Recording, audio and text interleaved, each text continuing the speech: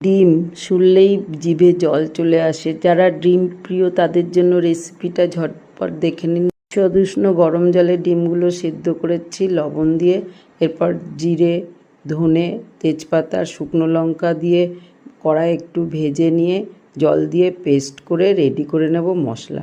কড়াই তেল দিয়ে জিরে, শুকনো লঙ্কা ফোড়ন দিয়ে ভাজা পেঁয়াজগুলো দিয়ে দিলাম, একটু নাড়িয়ে চাড়িয়ে ভেজে নেব বন্ধুরা। হলুদ দিয়েছি, লঙ্কার গুঁড়ো দিয়ে দিয়েছি আর একটুখানি আদার পেস্ট যোগ করে দিয়েছি। দেখুন কাঁচা লঙ্কা বাটা যেটা মিক্সিতে করে নিয়েছি সেটা যোগ করে দিলাম। অকেশন স্পেশাল থালি হিসেবে যতগুলো ডিম দিতে পারেন বেশি করে, মশলা একটু বাড়িয়ে দিলেই হলো। কষা হয়ে গেলে এবার জিরে আর ধনে লঙ্কা বাটা মিশ্রণটা দিলাম, একটু কাঁচা লঙ্কা বাটা, এখন ভাজা রসুনের পেস্ট একটু যোগ করে দিলাম, কষে নেব।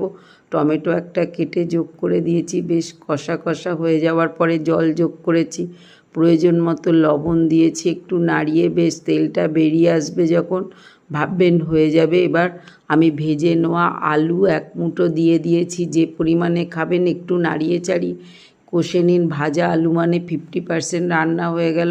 কষা কারির মধ্যে জল দিন এবং ফুটতে আরম্ভ করলে নাড়িয়ে চাড়িয়ে লবণটা দেখে নিন, গরম মশলা দেবেন।